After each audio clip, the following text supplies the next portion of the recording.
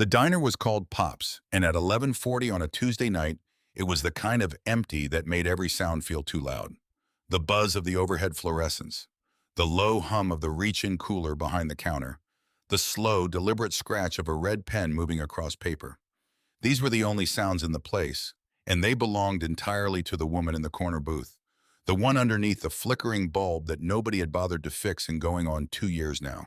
Nora Callahan was 34 years old, and most nights she felt closer to 50. Her hair, the color of dark honey, was pulled back in a knot that had stopped looking intentional somewhere around 6 in the evening.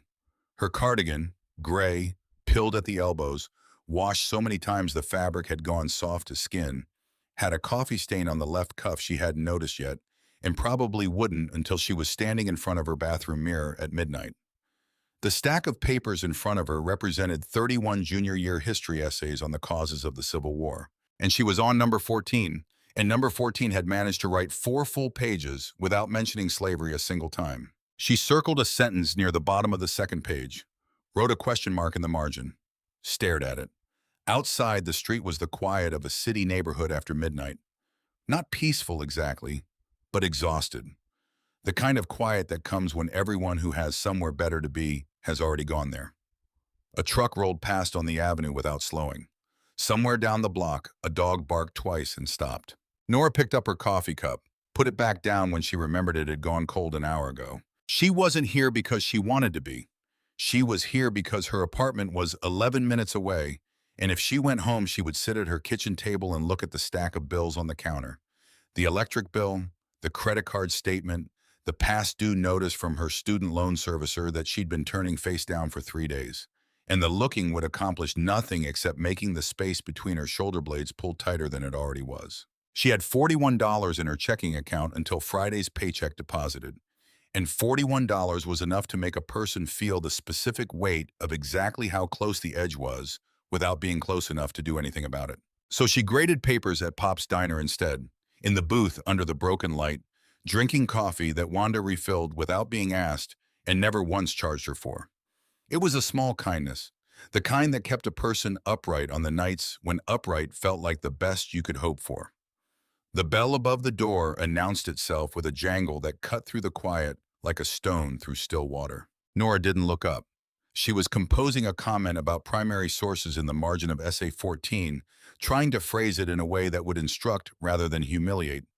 Because the kid who wrote it, Marcus, quiet, always sat in the third row, always came to class with his backpack unzipped, like he'd packed it in a hurry.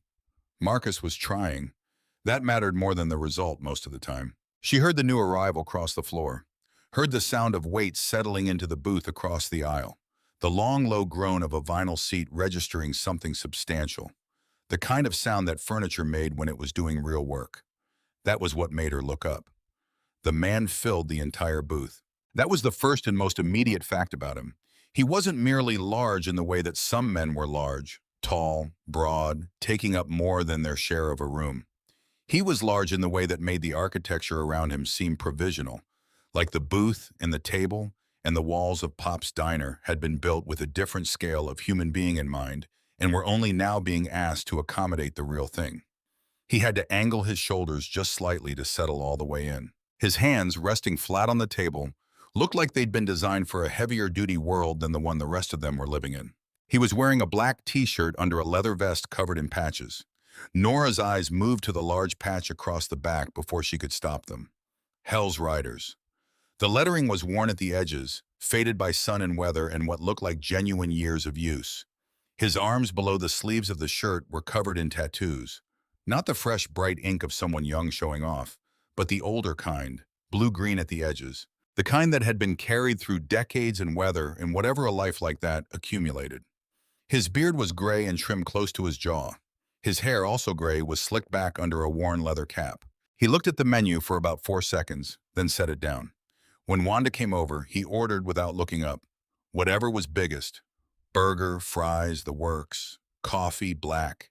His voice was low and rough, the kind of voice that had been broken in like a good pair of boots, shaped by years of use into something that carried naturally without needing to be raised. Nora went back to her papers. She told herself she wasn't watching him. She was in the way you watch a weather system on the horizon.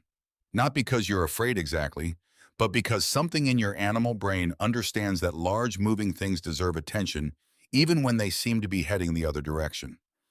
He ate when the food came with a focused, unhurried efficiency that told her he was hungry and not particularly interested in performing anything for an audience.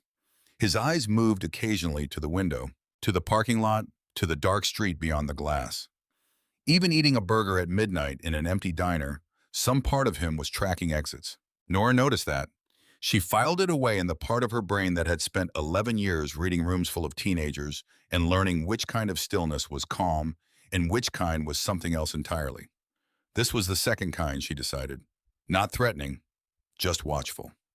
The stillness of a man accustomed to knowing exactly what was happening around him at all times, because there had been stretches of his life when not knowing had cost he wasn't willing to pay again. She went back to Essay 14, wrote her comment about primary sources, moved on to 15. 20 minutes passed, the diner stayed quiet. At some point, Nora's pen ran dry, and she dug through her bag for another one, and when she looked up again, the man had finished eating and was sitting with his coffee, both hands wrapped around the mug, staring at something beyond the window that wasn't there. That was when the manager appeared. Frank had worked the night shift at Pop's for as long as Nora had been coming here, which was going on 4 years. He was thin and balding and had the energy of a man who had decided at some point that the world was fundamentally against him and had been collecting evidence ever since. He stood at the edge of the man's booth with his arms crossed. "The bill," he said. His voice had the careful, loaded quality of someone who had already decided how this conversation was going to go. The man, Nora didn't know his name yet, began patting the pockets of his vest, then his jeans, then his vest again. His expression didn't change, but something in it shifted, a slight compression around the eyes. "I don't have enough," he said. His voice was flat, almost embarrassed. "I don't have my wallet." Frank's face moved through several expressions quickly, landing on the one that Nora recognized immediately and didn't like. The look of a man whose suspicion had just been confirmed, who was now entitled to act on it. "Then I'm calling the cops right now. Sir, just give me a minute. I've heard that before." Frank was already turning toward the register, already reaching for the phone mounted on the wall beside it. "You people come in here, you eat, and then suddenly there's no wallet. I'm not doing this tonight, you people." Nora felt those two words land in her chest the way they always did. Not like a blow exactly, but like a key turning in a lock she kept forgetting was there. She'd heard some version of those two words her whole life. Directed at her, directed at her students, directed at anyone who didn't fit whatever shape Frank and men like him had decided was the right one. Too young to be a real teacher. Too soft to handle a room full of difficult kids. Too broke to matter. The man across the aisle hadn't moved. His hands, which had been loose around the coffee mug, had shifted. Fingers resting against the table now. Not quite curled, not quite flat. His jaw was set. He was absorbing it. Choosing, deliberately, and with what she could tell was significant effort, not to answer it. "I'm not running out on the bill," he said. The steadiness in his voice cost him something. She could hear it. "I live 20 minutes from here. Let me leave my bike as collateral. Let me call somebody. I'm good for it. Sure you are." Frank's hand closed around the phone. 911's real quick around here. You know that? The air in the diner changed. Nora had spent 11 years in classrooms and hallways learning to read the barometric pressure of a room before something happened in it. She knew the stillness that preceded a fight, not the chaos, but the moment just before, when everyone present understood what was about to occur, and the only question remaining was whether anyone was going to stop it. Wanda had backed up against the far counter. The cook had appeared at the kitchen window, dish towel in hand, watching. Frank's hand was on the phone, but he hadn't dialed yet, and the reason he hadn't dialed yet was that some part of him understood, at the animal level that bypassed whatever story he was telling himself, that this particular man had not yet made a decision about how to respond. Nora set down her pen. She didn't think about it. That was the honest truth of it, examined later in the quiet of her apartment when she had time to reconstruct the sequence. She didn't think. She looked at the situation the way she would have looked at a hallway confrontation between a frightened student and someone bigger using that fear as leverage. And she acted the way she always acted in those moments, which was to step into the space between the pressure and the person on the receiving end of it. She stood up. Frank. Her voice came out steadier than she felt. Frank blinked at her like she'd materialized from somewhere unexpected. Miss, this isn't your... How much is the bill? A beat. Then Wanda, from behind the counter, quietly, 1850. Nora was already pulling her wallet from her bag. She had $41. She put a 20 on the counter. Keep the change for the tip, she said, and looked at Wanda when she said it, not Frank. The diner went quiet in a different way. Frank's mouth opened, closed. The man in the booth had turned, slowly, deliberately, and was looking at Nora for the first time. Up close, his eyes were not what she had expected. She had braced, without fully realizing it, for something hard, something hostile or drunk or simply closed off in the way that men who move through the world the way he did sometimes were. Instead, she found something tired, something that reminded her, with a jolt she didn't expect, of the face she saw in her own bathroom mirror on the mornings after the worst nights. You don't have to do that, he said. I know. Nora zipped her wallet back into her bag. I'm not doing it for you. I'm doing it because she nodded toward Frank without looking at him, was about 30 seconds from making a bad night considerably worse for no reason that I can see. Frank sputtered. Now hold on. I was just... You were about to call the police on a man for forgetting his wallet, Nora said. The teacher voice had arrived without her summoning it, the one that stopped hallway confrontations mid-sentence. That's not a crime. That's Tuesday. Frank stood there for another moment, ego and embarrassment fighting it out somewhere behind his eyes, and then he walked back to the register and said nothing more, which was the best possible outcome, and they all knew it. The man in the booth watched Nora with an expression she couldn't fully read. Something complicated was happening behind those eyes. She recognized the shape of it, suspicion wrestling with something softer, like a man looking for the angle, looking for the catch, looking for the reason behind a kindness that didn't appear to have one. Slowly not finding it. What's your name, he asked. Some reflex fired. Every safety seminar she'd ever half listened to in a school district conference room. Every well-meaning warning about strangers and information and the 100 ways a person could be careless in the wrong moment.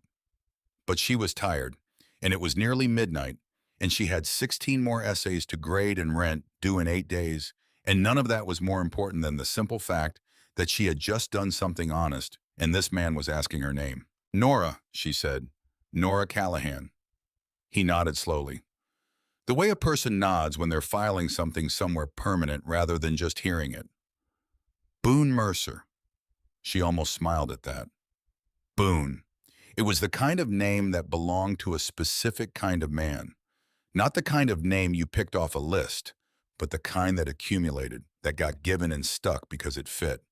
Well, Boone Mercer, she said, eat your fries before they get cold. She slid back into her booth, picked up her pen, found number 15 where she'd left it. But something had changed in the room. Frank had retreated entirely, back behind the register, sorting receipts with the studied focus of a man pretending the last 5 minutes hadn't happened. Wanda gave Nora a small, private smile from across the room that contained an entire conversation's worth of meaning.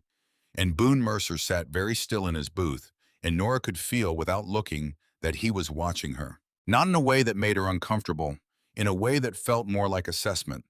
Like a man recalibrating something, running new information through an established system, and finding that the output wasn't what he'd expected. She knew what he was doing because she did the same thing. 11 years of reading rooms full of teenagers had made her fluent in the language of people trying to figure out who they were actually dealing with. He finished his fries. He drank his coffee with the patience of someone in no hurry to get where they were going.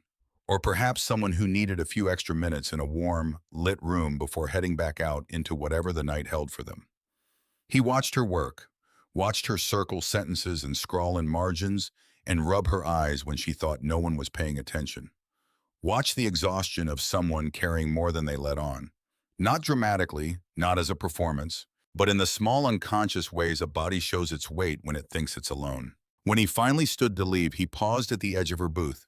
She looked up. Thank you, he said. 2 words, no embellishment, no performance in them. The thanks of a man who meant it and didn't see a reason to dress it up. You're welcome. She did almost smile this time. Get home safe. He nodded once. Then he walked to the door, pushed it open, and a few seconds later Nora heard the unmistakable sound of a motorcycle engine turning over. a deep, authoritative thunder that rattled the diner's windows in their old frames before it built and faded and finally disappeared down the avenue into the dark. She sat for a moment with her pen hovering over the page, listening to the silence it left behind. Then she went back to number 15.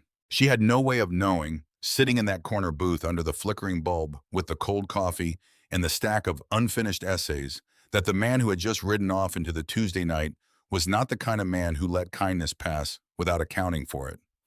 She had no way of knowing that Boone Mercer moved through the world with a precise and long-established understanding that debts were real. Not in the abstract, not as a sentiment, but as actual things that existed between people and required settling. She had no way of knowing that the name she'd given him, Nora Callahan, was already being turned over in his mind like a stone in a current, smoothed by the attention of a man who did not let important things go. She finished her coffee. She graded 4 more essays. She packed her bag a little after 1 in the morning, left a $5 bill under her coffee cup, even though Wanda had told her 100 times not to bother, and walked out into the parking lot to her 7-year-old Honda that needed new tires and had been needing them for 3 months. She drove home through empty streets, parked, climbed the stairs to her apartment, and did not look at the bills on the counter. She was asleep by 1:30. She did not dream of anything in particular.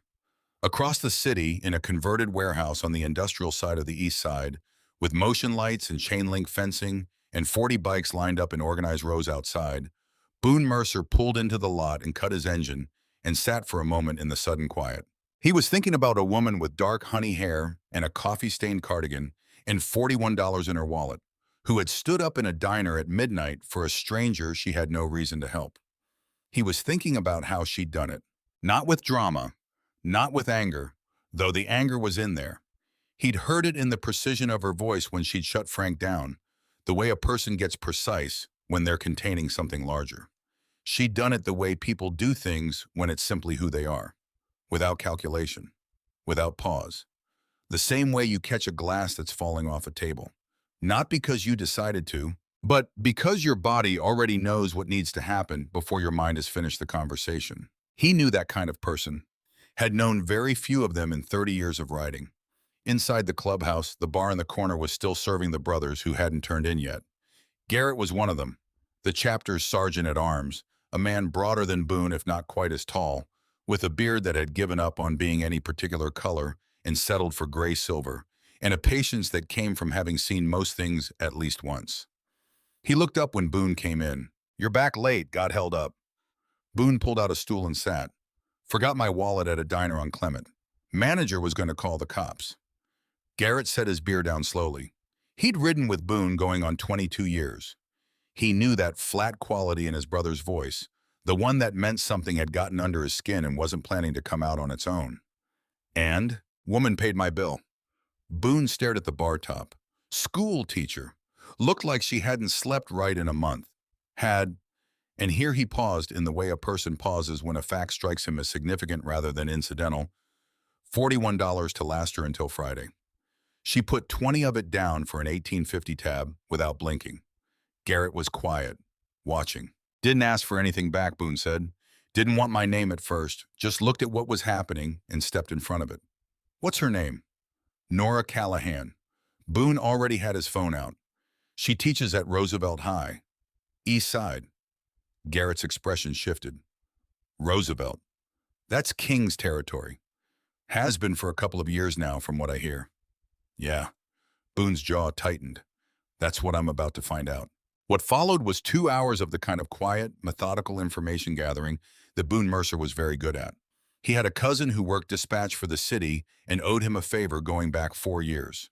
He had a prospect whose younger brother had graduated from Roosevelt 18 months earlier. He had contacts in the neighborhood association 3 blocks from the school who had been watching the Hollow Kings expand their footprint for years and were running out of ways to describe it to city council members who had stopped listening.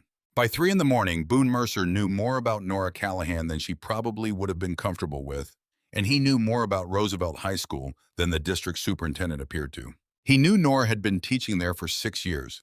He knew she lived alone in a 1-bedroom apartment on 5th Street, that her salary was a matter of public record, and seeing that number made something hot move through his chest. That she had sent 9 separate emails to the district office in the past 2 years, detailing security concerns and requesting additional resources, and that all 9 had received responses that amounted, in various degrees of bureaucratic courtesy, to nothing. He knew about the Hollow Kings, not from rumors. He'd heard about them in passing, the way you hear about things happening in neighborhoods you don't operate in, filed away without urgency. But now he pulled the thread and looked at what it connected to. 3 years of systematic expansion inside and around Roosevelt High, extortion of students, intimidation of staff, a principal who had requested intervention from the district multiple times and been turned away each time, a school with metal detectors at the front entrance and a gang controlling the east hallway, and a teacher who kept showing up every morning anyway and standing between the worst of it and the children on the other side. Boone sat at the bar with his phone dark and his coffee cold and his eyes fixed on nothing for a long time. Garrett found him there at 3:15. Still thinking about the teacher? Boone didn't answer that directly. Instead, he said, "You know what she did tonight, Garrett? She had no idea who I was. Didn't matter. She looked at what was happening and she didn't wait for someone else to handle it." He paused. "People do that sometimes," Garrett said. "Not like this. Not at midnight with $41 and a stranger twice her size who could have been exactly the kind of trouble the manager thought he was. Not without so much as a second's hesitation." Boone shook his head. "And then I find out she does it every single day. Walks into a building that's been surrendered to people who'd hurt kids without a thought, and she keeps walking in anyway. Nobody's protecting her while she does it." Garrett was quiet for a moment, studying his brother's face in the dim bar light. "What are you thinking, Boone?" Boone looked up, and there was something in his expression that Garrett had seen before. Not often, but enough times to recognize it. He'd seen it the night Boone had organized the emergency run for the veterans shelter that burned down on Meridian Avenue. He'd seen it the time the chapter had quietly made themselves visible in an elderly neighborhood, getting systematically targeted by a crew of young thieves, while the police response times ran to 40 minutes. It was the look Boone got when a wrong had crossed some internal line that didn't have a posted speed limit, just a sensor that fired when things exceeded it. "I'm thinking," Boone said slowly, "that the Hollow Kings have been running that school for 3 years because nobody has ever shown up who scared them more than they scared everyone else." Garrett leaned back on his stool, a slow recognition moving across his face. "You thinking what I think you're thinking?" "I'm thinking we owe Nora Callahan a debt," Boone said. He stood, draining the last of his cold coffee. "And we don't pay debts in $20 bills." He walked to the chapter's corkboard, the one where runs got posted, where charity rides got organized, where brothers signed their names for funeral escorts and hospital visits, and the 100 other things the club showed up for when showing up was what was needed. He pulled a marker from the tray beneath it and wrote 3 words at the top of a blank sheet of paper: Roosevelt High School. Behind him, Garrett was already reaching for his phone. The call started at 3:30 in the morning. They went to chapter presidents in 2 neighboring counties. They went to senior members who hadn't ridden together in months. They went through the informal network that exists in organizations bound by loyalty rather than contract, where word travels faster than any official communication because the people carrying it understand instinctively what's at stake and what's being asked. The message was simple in the way that the most important messages usually are. A debt needs paying. A woman who put herself between trouble and a stranger. A woman who has been putting herself between trouble and children every single day for 6 years with no one watching her back needs to know she isn't standing alone anymore. Be at the Route 9 staging lot by 6. Come ready to ride. By 4 in the morning, confirmations were coming in faster than Garrett could write them down. By 5, the count was at 140 and climbing. And while Nora Callahan slept in her apartment on 5th Street with the bills on the counter and the stack of ungraded essays on her kitchen table, and the hollow exhaustion of a woman who had been fighting a slow war with no reinforcements for long enough that she'd stopped expecting any, while she slept through dreams that were thin and anxious and offered nothing in the way of rest. 178 motorcycles across 4 counties were being gassed up and checked over and rolled out of garages and lots and driveways in the dark. None of them were coming for trouble. Roosevelt High School sat on the east side of a city that had stopped pretending it could fix itself. The building had been something once. You could still see it in the bones of the place. The brick facade that had been beautiful 80 years ago. The tall windows designed to let in light for children who deserved it. The bell tower that didn't ring anymore because a kid had broken the mechanism back in 2019 and the district never found the money to repair it. Nora pulled into the staff lot at 7:15 the next morning, eyes gritty, a granola bar serving as breakfast because that was what the morning had allowed. She had slept poorly and dreamed badly and woken up 45 minutes before her alarm with the clarity of someone whose subconscious had been working a problem all night and arrived at no conclusions. She thought about the man from the diner. Boone. She turned the name over briefly the way you turn over something interesting found on the ground, and then she set it down. A strange moment in an exhausting week. A brief collision of two people going different directions who had happened to be in the same place when something small but true had occurred between them. She would probably not think about it again by Thursday. She gathered her bag from the passenger seat, got out of the car, and walked toward the building. Reggie was at the metal detectors. He was a heavy-set man who had been working the front entrance at Roosevelt longer than Nora had been teaching here, and his face in the mornings told her everything she needed to know about what kind of day was already shaping up before she'd set foot in a classroom. This morning his face said, "Already tired, already watching." "Morning, Miss Callahan." "Morning, Reggie. Quiet so far?" His eyes moved, just briefly, toward the east hallway, toward the cluster of boys in the red of the Hollow Kings loitering at the lockers like they owned the building because, by the understanding of everyone inside it, they did. She read his silence. "Quiet is relative," she said. He almost smiled. She made her way to room 214 and found Seth Briggs already there, waiting outside her door with his back against the wall and his hood up despite the district's no-hood policy and a bruise under his left eye that the hood wasn't doing anything to hide. "Seth." Her voice dropped immediately, the teacher register falling away into something older and quieter. "What happened?" "Nothing." He wouldn't look at her directly. "I fell." "Seth." "Miss Callahan." His eyes finally came up, and there was something in them that she recognized. Not just fear, but the fear of someone who has assessed the situation and determined that the wrong kind of help will make everything worse. "Please don't make this a thing." She had been here enough times to know how to navigate it. Push too hard on a 15-year-old who's frightened and you lose him entirely. She unlocked her door instead. "Come sit inside until the bell. I've got ice in my desk." She always kept ice in her desk, a small cooler restocked every week, because at Roosevelt High, a teacher who didn't maintain basic first aid supplies wasn't paying attention to what was actually happening in her building. Seth sat in the front desk and pressed the cold pack to his cheek while Nora set up for first period. She kept her voice casual, her back mostly turned, giving him the dignity of not having to meet her eyes when she asked. "Was it the Kings?" A long silence, long enough that she thought he wasn't going to answer. Then barely audible. "They want me to carry something through the building between classes. In my backpack." Nora's hands went still on her desk. "Did you?" "I said no." Seth's voice had a crack in it. "And Darius," not the one in your class, the other one, the older one, "said I'd regret it." Her chest tightened. She turned and crouched down to his eye level, the way she'd learned to do years ago, meeting teenagers where they were, physically as well as every other way. "You did the right thing, Seth. Do you hear me? Mr. Greer said not to get involved with gang stuff." Seth's voice carried a bitterness that sat wrong on a 15-year-old's face. He said it's above his pay grade. Nora said nothing for a moment because there was nothing to say to that wouldn't sound hollow. "I'm going to talk to someone," she said finally. "Don't!" Seth's eyes went wide with a fear that was very different from the fear of getting hit. "Please don't say anything came from me. I won't use your name." She stood, smoothing her skirt, feeling the familiar compound of fury and helplessness that had become as regular to her mornings as the drive-in and the granola bar and the conversation with Reggie at the door. The rage of a person who saw clearly what was happening and could not get anyone with the power to change it to look in the same direction long enough to understand. "Keep the ice on it," she said. "And Seth, if anyone asks you to carry anything again, you come to me first.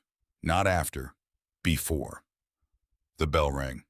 Seth slipped out into the hallway as the first wave of students came through, loud and half awake, completely unaware that their history teacher had spent the last 6 minutes trying to keep one of them from drowning. By third period, the day had already taken Nora down to something thin and raw. She was in the middle of a lesson on Reconstruction. The specific tragedy of it, The brief window of what might have been, followed by the long, deliberate dismantling when she heard it. Shouting from the hallway, the rhythm of a confrontation building, the slap of sneakers on linoleum, the rising chorus of voices from students who had already pulled out their phones. "Stay in your seats," she said it clearly and walked out before the sentence was fully finished. Two boys near the lockers. One she recognized as a King's affiliate by his posture before she ever saw his face.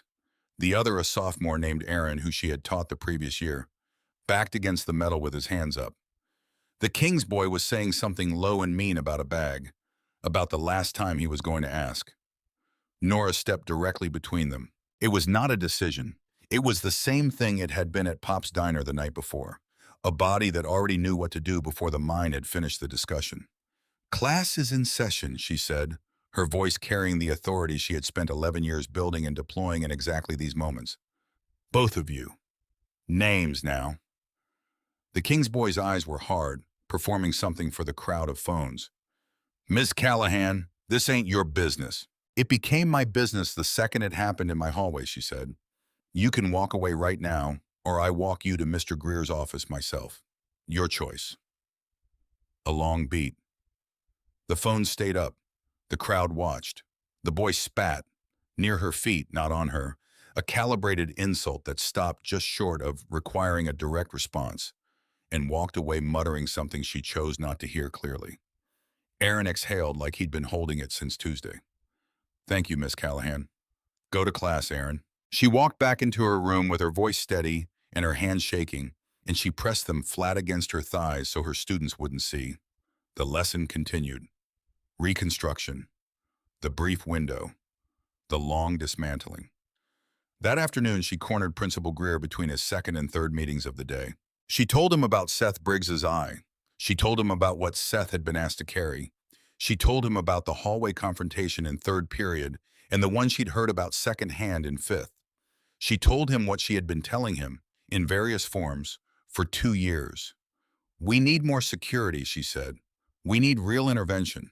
If we don't do something, this is going to escalate to the point where we can't." Greer held up a hand. She knew the gesture. She'd seen it so many times it had become a kind of punctuation in her understanding of this job. "I hear you," he said. "I do. But the district cut our security budget 11% last year. I don't have the bodies. I don't have the funding. Then call the district. Call the police. Do something besides hope it resolves itself." "You think I haven't called the police?" There was exhaustion in his voice now, real and unperformed. "You think this is news to them? The Kings have been operating 3 blocks from here for 4 years. The cops know. The district knows. Nobody has the resources or the political will to actually address it. So we just let it happen. We survive it." Greer rubbed his eyes. "I know that's not the answer you want. It's not the one I want either. But I've got 1,200 kids in a budget that covers about 60% of what this school actually needs. I'm doing what I can." Nora left his office with her jaw set and her hands in her pockets. She walked to her car in the late afternoon light, got in, sat for a moment with her hands on the wheel. 6 years. She had been doing this for 6 years, standing between these kids and whatever came at them, filling the gaps that the district couldn't cover and the administration wouldn't acknowledge, and the city had quietly decided were someone else's problem, sending emails that went nowhere, having conversations that changed nothing, showing up every morning to a building that had been slowly surrendered to people who had no right to it, because somebody had to, and increasingly the math suggested she was the only one who still believed that showing up was worth anything. She drove home. She did not look at the bills on the counter. She graded 4 essays. She ate a bowl of cereal for dinner because she hadn't thought to plan anything else and she was too tired to care. She was asleep by 10:30, the body finally overriding the mind's insistence on staying vigilant. She did not know, sliding into sleep in her apartment on 5th Street, that 6 miles away on Route 9, a staging lot that usually sat empty was filling up with headlights and engine noise and the low murmur of men who had come from 4 counties across because a message had gone out in the dark and they had answered it. She did not know that the final count, when Garrett finished walking the rows with his clipboard at 5:45 in the morning, was 178. She did not know that Boone Mercer was standing at the front of that formation in the gray pre-dawn light, looking east toward a school building that had been waiting 3 years for something to change. She was only asleep, and everything that was about to happen was already in motion. The alarm went off at 5:45, and Nora silenced it without fully waking, the way a person does when sleep has been thin enough that the boundary between it and consciousness has been more suggestion than wall. She lay still for a moment in the dark of her bedroom, ceiling invisible above her, early morning silence pressing against the windows. She got up, made coffee, stood at the kitchen counter in yesterday's socks, and looked at the bills she had not looked at the night before, and then looked away from them again, which accomplished nothing but felt like the only honest response she had available. She dressed in the gray cardigan. She knew it was the gray cardigan again and made a decision she would address the laundry situation on Sunday, and that Sunday was 4 days away, and that 4 days was an acceptable distance from a problem that was not the most urgent problem she currently had. She ate the last granola bar. She thought briefly about Seth Briggs's eye. She thought about the conversation with Greer and the way his hand had come up and the way that gesture had stopped meaning anything to her, somewhere around the third or fourth time she'd seen it. She thought about the Reconstruction era lesson she hadn't finished, about the irony of teaching children the history of how systems failed the people they were supposed to protect while standing inside a system doing exactly that in real time. She thought just for a moment about Boone Mercer. The low voice, the worn patches, the way he'd said thank you like he meant every syllable of it, and not one syllable more. Strange night, she told herself. Strange week. She picked up her bag and her keys and went to work. The drive to Roosevelt High took 11 minutes on a clear morning. This was a clear morning, the sky going pale gold at the eastern edges, the streets still quiet enough that she could move through them without interruption. She parked in the staff lot at 7:12, 3 minutes earlier than usual. Reggie was at the metal detectors. He gave her the same tired nod he gave her every morning, and she gave him the same quiet acknowledgement back. And neither of them said anything about the east hallway because they both already knew what was happening there. She set up her classroom, wrote the date on the whiteboard, pulled up her lesson plan, Reconstruction, voting rights, the systematic mechanisms by which a brief moment of something better gets methodically dismantled by people who find it threatening, and stood at her desk for a moment looking at it before she went to make the first of what would be several trips to the staff room for coffee. She was back at her desk at 7:40, thermos open, pen in hand, looking at the last 4 essays from the night before. At 7:42, the windows rattled. It was subtle at first, more felt than heard. A low vibration moving through the old building's frame, the way vibrations do when something large is happening at a distance and the intervening structure is carrying the information forward before the sound itself arrives. Nora looked up from the essay she was reading, frowned at the windows. Around her, the handful of students who had arrived early were doing the same thing, heads coming up, the instinctive animal attention that large and unexplained vibrations command. "What is that?" asked a girl in the front row. Her name was Brianna. She was one of Nora's best students, and she was looking at the window with an expression that had moved quickly from curious to uncertain. Nora didn't have an answer yet. The vibration became a rumble. The rumble became a roar. Miss Callahan. A boy near the window, Marcus, the same Marcus who had written 4 pages about the Civil War without mentioning slavery, was standing now, face pressed to the glass. "Miss Callahan, you need to come see this." She crossed the room. She looked out the window, and the floor seemed to tilt beneath her feet. The street outside Roosevelt High was filled with motorcycles. Not 5, not 20, not a number that the human brain could absorb in a single glance and make quick sense of. An unbroken river of them, chrome catching the early morning sun in flashes that should have been beautiful and instead were simply overwhelming. Leather and steel and engine noise stretching down the block in both directions, filling the side streets, wrapping the entire perimeter of the school in a wall of machines and the men who rode them. They moved in formation, disciplined and deliberate, rolling into position with a precision that was somehow more frightening than chaos would have been, because chaos was random, and this was clearly not random. This had been arranged. This had been decided. Every bike found its place along the curb in the side streets and the far corner where the lot met the avenue, and within 2 minutes of Nora's first glimpse, the school was surrounded. She counted without meaning to and stopped before she reached 100, because there were more than 100, and her brain declined to finish the exercise. "Oh my God," she said, and it came out barely above a whisper. Behind her, the classroom had erupted, students pressing toward the windows. A boy near the back already holding his phone up and recording.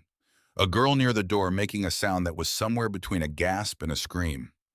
Nora's teacher instincts fired in the same moment her personal instincts fired, and they were pulling in different directions. Because part of her wanted to step back from the window and manage the room, and part of her was still standing at the glass, unable to make herself move. Everyone away from the windows. She found her voice and deployed it, the classroom register, the one that cut through noise. Sit down, away from the glass right now. They moved mostly, not all the way but enough. She stayed at the window one more second longer, and she saw him. In the middle of the street, stepping off the lead bike with a movement that was unhurried to the point of being deliberate. A massive figure in a leather vest, gray beard, gray hair pushed back under a worn cap. Standing in the street with his hands at his sides, looking up at the building, the way you look at something you've been thinking about for a long time and have finally arrived at. Nora's blood went cold. He knows where I work. The thought arrived with the force of something physical. Every instinct that had been quiet through the strangeness of the previous night snapped awake at once. She had given this man her name. She taught at Roosevelt High, East Side. Information that was not private, not hidden, not difficult to find, but information she had provided, however indirectly, by introducing herself in a diner at midnight when some tired and unguarded part of her had decided the situation didn't call for caution. She had been wrong about a situation before.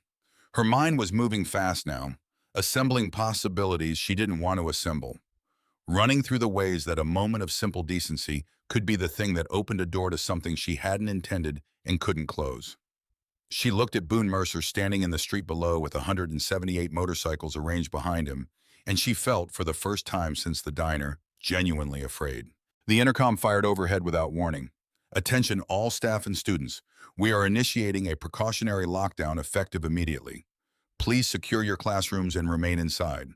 This is not a drill. I repeat, this is not a drill. The classroom detonated into noise. Students scrambling for the wall positions the lockdown drills had trained them toward. Someone crying. Someone else's voice pitched too high above the rest. Nora was already moving toward the door, locking it from the inside, turning off the overhead lights the way the protocol said to, her hands moving through the steps while her mind was still at the window. Miss Callahan, Brianna's voice, small and frightened. Why do they want us?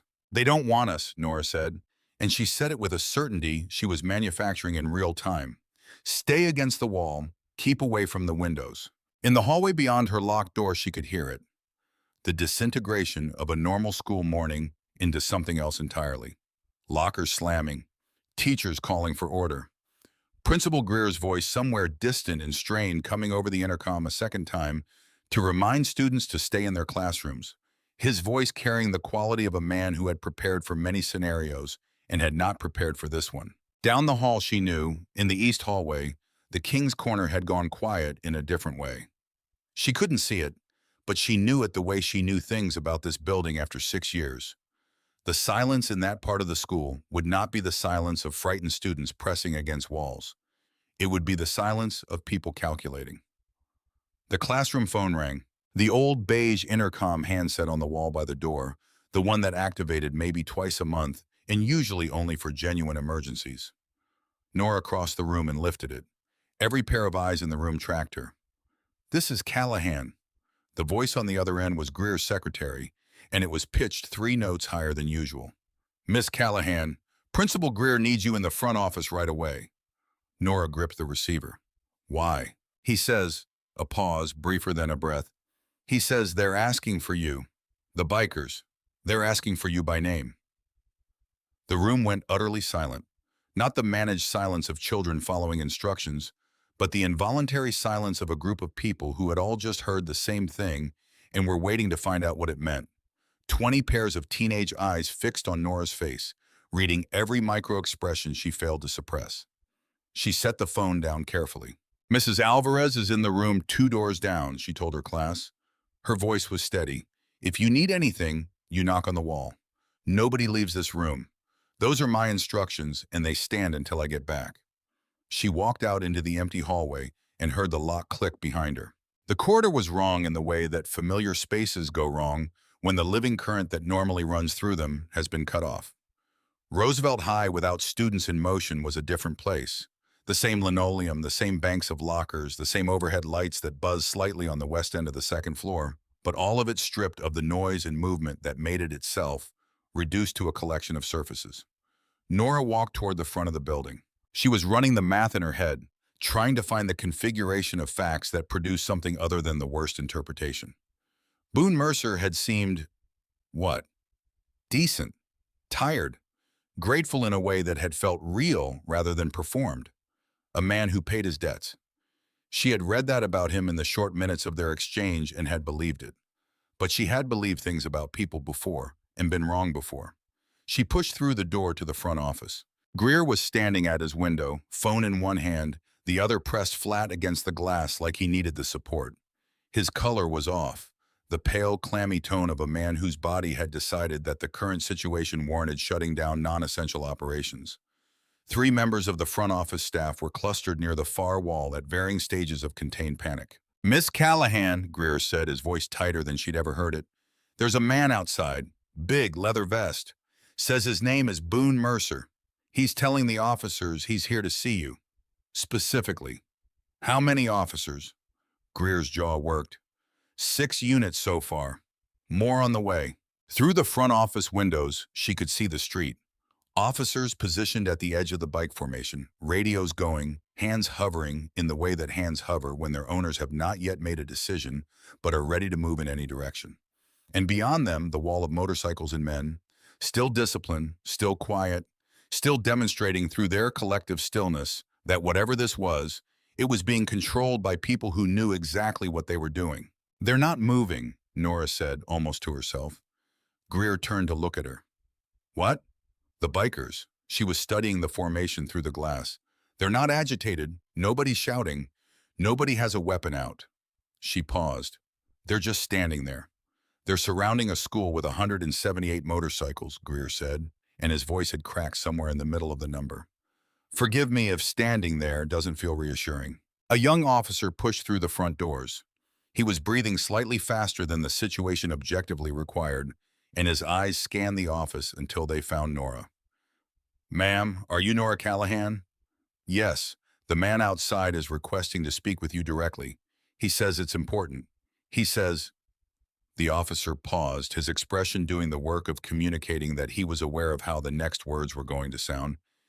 "He says he owes you a debt, and he intends to pay it." The office went quiet. Even the muffled chaos of the lockdown building beyond seemed to recede for a moment. Greer stared at her. "A debt," he repeated. "That's what he said," the officer confirmed. Nora stood very still in the center of the front office with Greer's eyes on her, and the officer waiting, in 6 years of this particular fight pressing against the back of her sternum. And she thought about Seth Briggs's eye, and about Greer's hand coming up in the meeting, and about 9 emails that had gone precisely nowhere. And she thought about the tired man in the diner who had looked at her like she was something he hadn't expected to find in the world. And under the fear, which was real, which she was not pretending away, something else moved. Small and cautious and almost embarrassed to be there. Something that felt like hope. "I'll talk to him," she said. Greer stepped forward. "Nora, you don't have to." "I know." She was already moving toward the door. The officer escorted her through the front entrance, past Reggie's post at the metal detectors, and Reggie watched her go with an expression she didn't have time to read.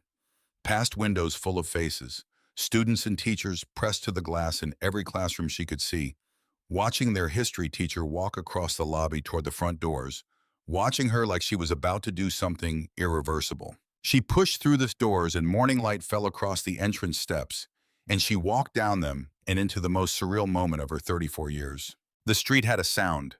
That was the first thing. The idling engines had been cut. All of them, she realized. Every engine on every bike in the formation.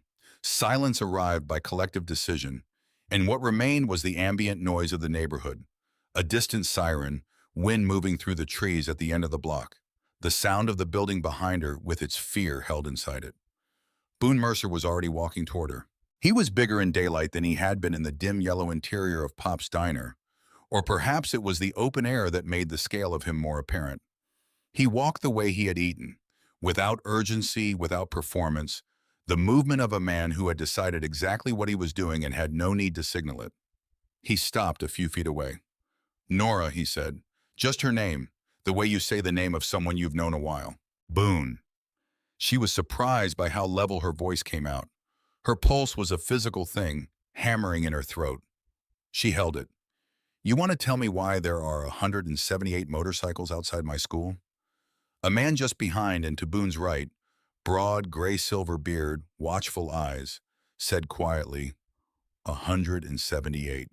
South chapter brought two more than confirmed. Nora looked at him, then back at Boone. That wasn't actually the part I was confused about. Something moved through the nearest riders, suppressed quickly. Boone's mouth shifted, barely at one corner.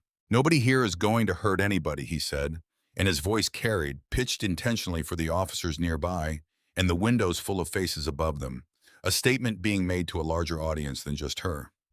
I want that understood right now by everyone listening. Nobody in this formation has a weapon drawn. Nobody came here looking for trouble. The second any of you can show me otherwise, I'll move every bike on this street myself. Officer Brannickman, the one who'd come to find Nora in the office, stepped closer. Then explain what you did come here for, because I have a building full of terrified children and a superintendent on my phone. Boone turned to him. Last night, this woman put $20 down on a stranger's bill when a manager was about to call the police over a forgotten wallet. He let that sit for a moment. Didn't ask my name. Didn't want anything back. Just saw what was happening and stepped in front of it. He paused. In my world, officer, that's not a small thing. That's a debt, and we pay our debts. By surrounding a high school, Brannick said. By making sure everyone watching understands she's not standing alone anymore. His gaze moved, just for a moment, to the east side of the building. Nora followed it without thinking. The cluster of red she associated with the King's Corner of the school was visible through a ground floor window. Figures who had not retreated during the lockdown, who had gone still in a way that was different from the stillness of frightened students. Boone looked back at her. I did some asking around last night, Nora. Found out some things about this school. Her breath caught. How? I know people, he said simply, and I know how to ask. He held her gaze. I know about the 9 emails. I know your principal has been told to look the other way on a gang that's been running these hallways for 3 years. I know a boy got a black eye yesterday morning for saying no to carrying something he shouldn't have been asked to carry. Nora felt the air leave her body in one long, controlled exhale. That information was not public. That information had existed inside the walls of this school and inside her own chest, and precisely nowhere else that she knew of. How do you know about Seth? She said. Word travels when you know who to ask. Something in his voice hardened, not toward her. And I'll tell you something else I know, Nora. Things like this don't get better on their own. They get worse, every single time. Before she could respond, a door banged open. The east side exit, the heavy fire door, thrown wider than it needed to be. And 4 boys spilled out onto the sidewalkway with the momentum of people who had decided that the chaos of a lockdown was their best window for moving, and who had not anticipated what was waiting for them outside. They stopped. Darius was in front. She recognized him immediately, not from any formal interaction, but from the hallway geometry of the past 3 years, the way space organized itself around certain people, the way other students read his presence and adjusted their trajectories accordingly.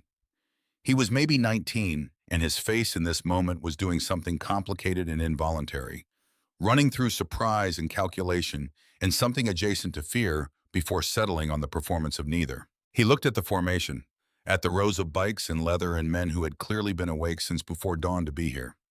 What is this? He said, pitching his voice to Carrie, performing for the audience he assumed was watching. Y'all lost? Nobody answered him. Boone turned toward the group with a slowness that had weight in it.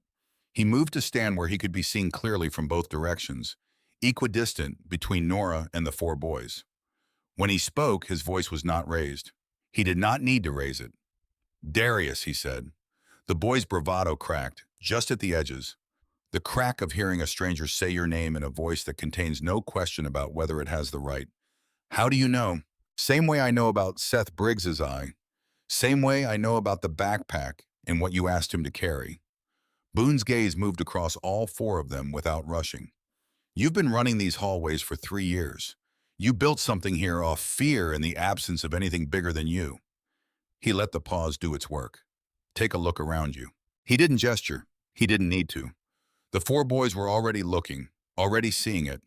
The rows of motorcycles in every direction, the men standing beside them who were not performing stillness, but simply still. The absolute enclosure of the situation they had walked into when they pushed that door open. This street isn't yours to play in, Boone said, and this school isn't yours anymore. Darius's mouth opened, closed. He tried once more, then this ain't over, more reflex than conviction. And then he turned, and his three companions turned, and they moved back toward the door they had come from with a speed that was not quite running and did not require a name. They were gone. And from every window on the east side of the building, a sound came. Muffled by glass, shapeless but unmistakable. The sound of students who had been holding their breath watching the people who had terrorized their hallways for 3 years encounter something they couldn't calculate their way past, and who were only now exhaling. Nora felt something shift in her chest, something that had been compressed and braced against itself for a very long time, loosening by 1 degree. Boone turned back to her. Something in his expression had changed. The cold authority he'd directed at Darius gone, replaced by something quieter. Bullies are only as big as the silence around them, he said. Nobody's ever made noise loud enough to scare them more than they scared everyone else. Brannick stepped in again. Nothing's been damaged. Nobody's been hurt. But I still need this resolved. I need these bikes off the street, and I need to understand what exactly you're trying to accomplish here. Fair enough. Boone nodded at him, then turned back to Nora. Can we talk? Somewhere your principal won't have a complete cardiac event watching. She glanced back at the building. Greer was visible in the front office window, phone still pressed to his ear, looking like a man whose entire professional framework had been picked up, shaken, and set back down at an angle. There's a bench by the flagpole, she said. He can still see us. That's fine by me. They walked. The formation parted without a word being spoken, a path opening between the bikes as they moved toward the flagpole bench near the front entrance. Nora was acutely aware of how this looked. The history teacher in her coffee-stained cardigan walking beside a man who looked like he'd been built to a different specification than the rest of the world, like two characters who had wandered in from completely different stories. They sat. The flagpole chain made a small soft sound in the morning air. The sirens that had been stacking up earlier had begun to thin as officers assessed the situation and communicated what they were finding up their respective chains. I need you to understand something, Boone said. His voice had come down another register from what it had been on the street. What I did last night, looking into you, finding out what I found out, I know that probably landed badly. I know finding out that a stranger went and learned everything about you overnight is not comfortable regardless of the reason. It wasn't, Nora said honestly. I'm not going to apologize for it. I didn't think you would, but I want you to know why. He looked at the rows of bikes, at the men who had ridden through the dark to be here. I've been riding with these men for 30 years, Nora. You learn things doing that. You learn the difference between someone who does something decent because somebody's watching and somebody who does it because they don't know how to be any other way. He turned to look at her directly. Last night you didn't know who I was. For all you knew, I was exactly the kind of trouble that manager was assuming. You stepped in anyway. That's not a decision people make, that's character. Nora held his gaze. She was not a person who looked away from hard things. It's been a long 6 years, she said. I know it has. I keep waiting for someone with actual power to look at what's happening here and decide it matters enough to fix. The district won't. The administration can't or won't, and I'm not sure which anymore. The police are stretched past what's reasonable. And I just keep showing up and trying to be the wall between these kids and the worst of it because I cannot figure out what else to do. You shouldn't have to be the only wall. I don't have a choice. You do now. He said it quietly and it landed with a weight that made her pulse jump. Those boys that left a few minutes ago, they're not coming back. Not while I'm drawing breath. And what I'm going to offer you goes further than this morning. She searched his face for performance, for the exaggeration that comes when someone is telling you what you want to hear rather than what they mean. She found none. Just the same flat certainty she'd heard in his voice the night before, when he'd said thank you and meant every syllable. Boone, I appreciate this, more than you probably understand, but you can't park motorcycles outside a school forever. No. He reached into his vest and produced a folded paper, soft at the creases, handled by multiple sets of hands. He extended it to her. But this isn't a one-morning gesture. This is a club making a decision. She took it, unfolded it carefully. Her eyes moved down a column of names with chapter notations beside them. A rotation taking shape, morning slots and afternoon slots. Weekdays, the pattern of a schedule rather than a single event. A watch rotation, he said. Brothers in the area on a regular basis, mornings and afternoons during school days. Nothing that goes onto school property, public sidewalks, neighborhood watch with better equipment. And if anything requires more than presence, he paused, you call. That number at the bottom is mine. Nora stared at the paper. Her throat felt tight in a way she wasn't prepared for. 6 years of being told the problem was above somebody's pay grade, of being the single point of contact between a school full of kids and the chaos that kept pushing against its walls, of sending emails into silence and having meetings that produced nothing and showing up anyway because what else was she going to do? And now she was sitting at a flagpole bench holding a piece of paper with 178 names on it. I don't know what to say to this. You don't have to say anything. He stood straightening, glancing toward the building where Greer was now visible in the front doorway, summoning the expression of a man who has decided that the situation requires him to walk toward it, despite every instinct suggesting otherwise. Use it for the kids. Nora folded the paper. She put it in her cardigan pocket, close to her ribs, with the careful deliberateness she would use for something she intended to keep. Why really, she asked. She looked up at him. You could have mailed me a thank you card. You could have slid $20 under my windshield wiper and called the debt settled. Why all of this? Boone was quiet for a moment. He looked at the building, at the windows still full of faces, students who had watched Darius and his group encounter something they couldn't manage and walk away from it. Faces that looked different now than they had 40 minutes ago. I'll tell you something, he said finally, and I'm only going to say it once. His voice was lower now, stripped of the carrying authority he'd used on the street. 20 years ago, there was a boy, 14 years old, son of my closest brother in the club, man I've ridden with longer than almost anyone. He was at a school not very different from this one, and a gang not very different from the one running these halls decided he was useful to them. And he said no. He said no once, and they made him regret it, and nobody showed up. Not the school, not the police, not the adults in that building who were supposed to be the wall between him and the worst of it. Nora didn't move, didn't speak. He grew up, Boone said. He's a grown man now, but he carries it. You don't come back all the way from something like that when you go through it alone at 14. His jaw tightened. I've lived with knowing I wasn't there for 20 years. And last night I sat in a diner and watched a woman with $41 in her wallet stand between a stranger and trouble without so much as a breath of hesitation. He looked at her directly. And then I found out she's been doing it for 6 years in a building nobody's protecting. The silence between them held. I'm not here because of 1850, Nora, he said. I'm here because of Cole, and because you are everything that building full of kids should have had for him and didn't. She felt the full weight of it move through her then. Not sentiment, not performance, but the actual gravity of a story that had been carried for 20 years, finally being set down somewhere that could hold it. She felt her eyes sting and held them steady. That was when the east side door opened again. Not Darius this time. The door opened wider, pushed hard, and the figure that came through it was smaller than expected. Slight, hoodie up, moving with the unsteady momentum of someone who had made a decision before finishing the thought behind it.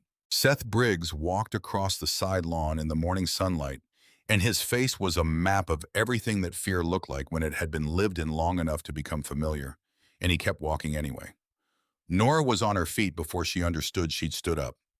Seth stopped in the open air between the school's east wall and the formation of bikes. He was shaking. She could see it from where she stood, the tremor running through his slight frame, his hands visible at his sides. And then he lifted his voice. He made me carry it. The words came out cracked and thin and loud enough to carry.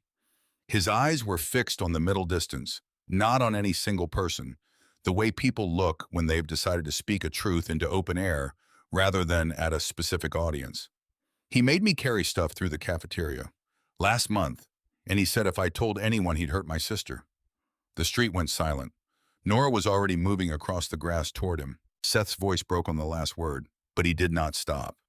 He's been running things here for 3 years. I've been scared to say anything for 3 years. And Nora reached him. She dropped to her knees on the lawn and put her arms around him, and he folded immediately, all the held-up fear coming out of him at once, his slight body shaking against her. "You're okay," she said into the top of his head. "You're okay, Seth. You did the right thing." "I was so scared," he managed. "I know." Her throat was burning. "I know, sweetheart. You were so brave." Behind her, she heard Brannick's radio going active, heard his voice shifting register, sharpening, moving from monitoring to action. She heard Boone's voice, low and even, naming what Seth had just done, unprompted, in front of officers and witnesses and cameras and a school full of watching faces, as exactly what it was. And then she heard other footsteps, heavier, deliberate, more than 4 sets. She turned her head. Terrell Wade came around the corner of the East Wing with 8 men. He was older than Darius by several years, mid-20s, and the difference in presence was immediate and unmistakable. Where Darius had been performing authority, Terrell wore it differently, with the practiced ease of someone who had learned long ago that fear was a management tool and had been using it efficiently ever since. He moved with the confidence of a man who had assessed the situation from a distance and decided that retreat was not an option he could survive publicly. "Heard there was some kind of confusion out here," he said, his voice pitched to carry, one hand loose at his side, eyes moving across the formation with the calculation of someone estimating a problem. "Heard somebody scared off some kids that don't even run nothing significant." Boone turned to face him. He didn't hurry. "That's not quite the story I heard," he said. Terrell's gaze moved to Seth, still pressed against Nora's side on the lawn, and something shifted in his expression, something flat and ugly moving in behind the calculation. He took a step toward them. 1 step. Boone moved at the same moment. Not fast, not dramatically. He took a single measured step that placed him between Terrell and Seth, with the geometry of someone who had done this kind of calculation 10,000 times in 30 years. Where to be, what space to occupy, how to make the landscape itself communicate something. He didn't raise his hands. He didn't say a word. He simply stood there, between the boy and the man coming toward him. Terrell stopped. The street held itself very still. "Don't," Boone said. The single word was quiet. It landed anyway. Terrell's jaw tightened. "This ain't your business, old man." "That boy said what he said in front of 200 witnesses and 6 police officers," Boone said. His voice hadn't changed register once since the moment Terrell appeared. "And you just walked across a lawn toward him in front of the same audience." He paused. "You want to keep going, Terrell? You want to finish the sentence you started?" Brannick was already moving, 2 other officers flanking. Radios going. Terrell turned, just slightly, reading the officers, reading the formation, reading the math of the situation. And Nora watched him do it, watched him arrive at the answer she had already arrived at, which was that there was no version of the next 30 seconds that worked in his favor. "It's over," Brannick said. "Hands behind your back." For a moment that stretched long enough to have a texture, nothing moved.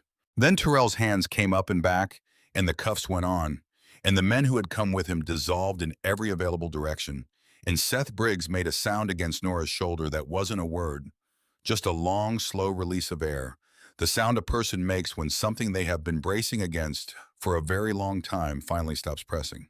"It's over," Nora said into the top of his head. She held him tighter. "It's actually over." She looked up from the lawn. Boone was watching, not the arrest, not the officers, not the dispersing crowd. He was watching her and Seth, and his expression had gone somewhere she hadn't seen on it before. Somewhere old and particular, the look of a man encountering a scene he has imagined for 20 years in a version that didn't end this way. He held her gaze for a moment. She understood, without either of them saying it, that this was the thing he had come here for. Not the confrontation with Darius, not the statement to the officers, not the visible demonstration of what organized presence could accomplish. This, a boy saying the true thing out loud, the wall holding. Garrett had moved to stand beside Boone, and she heard him say quietly, one word, "Boss." Boone looked at him. Garrett said nothing else. He didn't need to. Boone nodded once. Something had been confirmed. Some internal accounting had been completed that she didn't have full access to and didn't need. She held Seth against her side on the lawn of Roosevelt High in the morning light, and across the street and down the block in every direction, 178 motorcycles stood in silence like they had all the time in the world. The first thing that happened after the handcuffs went on was nothing. Not the dramatic nothing of a held breath before something worse. The other kind. The nothing that arrives when a pressure that has been building for a long time finally finds its release, and the air where the tension used to live goes still and clean and almost unfamiliar in its simplicity. Officers moved Terrell Wade toward a patrol car. The men who had come with him were gone, dissolved into the neighborhood's side streets and alleys, the way smoke dissolves when the wind shifts. And the absence of them felt different from their presence in a way that took Nora a moment to identify. It felt like space. She had forgotten what it felt like to stand on this sidewalk and have space. Seth was still against her side, not crying anymore, the trembling running through him in smaller waves now, the aftershocks of something large passing through a small frame. She kept her arm around his shoulders and did not rush him. She had learned a long time ago that you did not rush a child out of the first safe moment they had found after a long period of not being safe. You let the moment do its work. Around them, the morning was reassembling itself. Officers talking into radios, the formation of bikes loosening incrementally as men shifted position, exchanged low words, the rigid discipline of the arrival giving way now to something more relaxed without becoming less present. Garrett stood a few feet away from Boone with his arms crossed and his eyes moving steadily over the street in the way of a man whose job it was to notice things before they needed to be addressed. Greer had finally come outside. Nora watched him cross the lawn toward them. Tie loosened, color still not entirely right. The expression of a man who had spent 45 minutes watching an impossible situation from behind a pane of glass and was only now being asked to stand inside it. He stopped a few feet away and looked at Seth, then at Nora, then at Boone, and his mouth opened and closed once before he found something to do with it. "Miss Callahan," he said, being careful about the order of things. Is everyone's fine?" Nora said. He nodded, kept nodding for a moment longer than necessary. His eyes moved to Boone and stayed there with the quality of a man who has been in charge of a situation that resolved itself without him and is trying to find where he belongs in the aftermath. Boone looked back at him without filling the silence. Seth pulled back from Nora slightly, not away, just enough to breathe, and wiped his face with the sleeve of his hoodie in the matter-of-fact way that 15-year-olds had of managing emotion, as if the gesture could file it underhandled and move on. He looked at Boone. "Is he... Terrell? He's not going to do anything," Boone said. His voice dropped to something that was not gentle exactly, but was adjacent to it, the way a large and weathered thing can be adjacent to gentle without fully becoming it. "You said what you said in front of police officers and 200 witnesses. That doesn't go away." He paused. "What you did out here this morning, son, that took more than most grown men I've ridden with could manage. I want you to understand that." Seth looked at him for a long moment, processing it the way teenagers processed unexpected acknowledgement from adults, with a suspension of the usual defenses, the brief, unguarded window before the self-consciousness arrived. Is he going to come back? The question underneath the question was about more than Terrell Wade, and they both knew it. Boone held his gaze. He's not coming back to the school. What about his people, the ones that didn't get arrested? Boone was quiet for a moment, and the quality of the quiet was not evasion, but consideration. The pause of someone who understood that what they said next would be carried by this boy for a long time, and wanted to make sure it was worth carrying. "Let me tell you something about how that works," he said. "What held this place together for 3 years wasn't strength. It was the absence of anything stronger." He looked at the east wing of the building, at the door Seth had come through. The people who ran with Terrell Wade understood one thing, that nobody was going to show up who scared them more than they scared everyone else. He brought his gaze back to Seth. That calculation changed this morning. And calculations that change don't go back. Seth absorbed this. Something in his posture shifted. Not the instant transformation of a movie moment, but the small, real shift of a weight adjusting. Nora stood and brushed grass off her knees. That was when she heard it. A different sound from the direction of the parking lot. A car arriving too fast and stopping with the urgency of someone who had been driving faster than traffic allowed. She turned. A woman in a fast food uniform was crossing the lawn at something between a walk and a run, her lanyard still swinging from her shift, her eyes fixed on Seth with the expression that exists only on the faces of mothers who have been frightened for their children. She had clearly left work the moment the school called, without taking the time to change or explain or do anything except get in her car and drive. Seth, she said, just his name, the way Boone had said Nora's name on the street an hour earlier, containing everything. Mom. She reached him in 3 more steps, and her hands went to his face immediately, the automatic inventory of a mother checking her child. The bruise under his eye, the red at the edges from crying, the fundamental intact wholeness of him. And then she pulled him in and held him with the ferocity of a woman who had been frightened and is not yet finished being frightened, even though the thing causing the fear is past. Nora stepped back and gave them the space the moment required. She stood there in the morning sun and watched a mother hold her son, and the ache in her chest was not sadness exactly. It was something more complicated, something that contained the relief of the outcome and the weight of all the time that had preceded it. The 3 years of this, the 6 years of this, the accumulated cost of a building left to manage its own surrender while the people responsible for preventing it found reasons why it was above their pay grade. After a moment, Seth's mother looked up. Her eyes found Nora first. "You're his teacher," she said. "The one who—" "I'm his teacher," Nora confirmed. The woman's jaw worked briefly. "He talks about you. Even when he stopped talking about most things at school, he talked about you." She paused, and something moved across her face that she didn't try to manage. "Thank you for looking out for him." Nora felt her throat close around whatever she'd been about to say. Seth's mother turned then, and her eyes moved to Boone, and she went still for a moment in the way that people went still when they encountered Boone Mercer for the first time. The scale of him, the patches, the accumulated physical fact of him registering and requiring a second to process.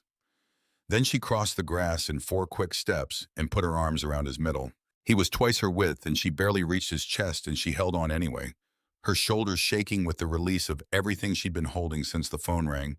And Boone stood there for a moment with the expression of a man genuinely uncertain what to do with gratitude expressed this directly, before his arms came up slowly and he held her with a careful, deliberate gentleness that Nora would remember long after she had forgotten other things about this morning. "He's safe," Boone said.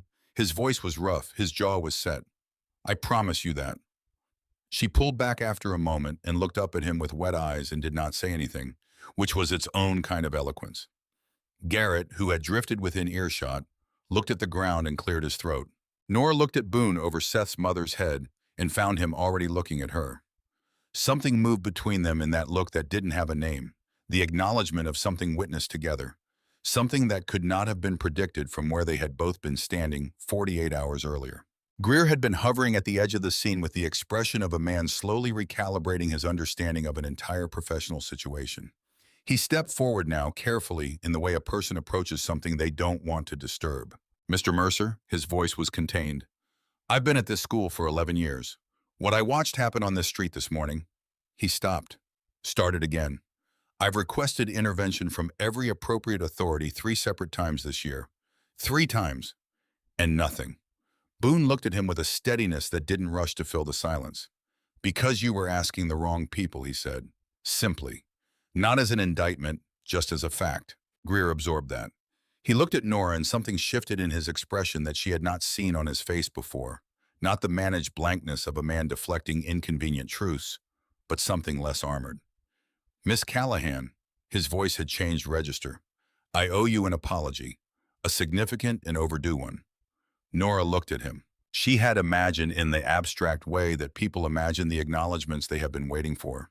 That receiving it would feel like something unclenching, like a door opening. Instead, it felt quieter than that. Not anticlimactic, just honest. The apology was real. She could hear that it was real, and she received it as what it was, rather than as the satisfaction she had once thought she'd feel. "Let's focus on the kids," she said. "That's always been the point." The superintendent's motorcade arrived 20 minutes later.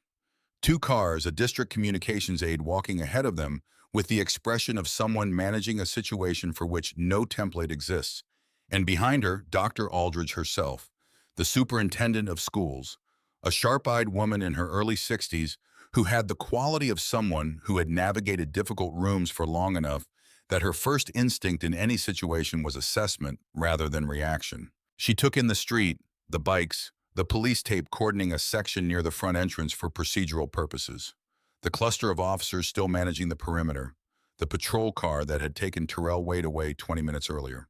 She took in Nora Callahan standing on the front lawn in a coffee-stained cardigan with grass on her knees. She took in Boone Mercer. She said nothing for a full 30 seconds. Then, I need a full briefing. Start from the beginning and don't leave anything out. Greer walked her through it as best he could.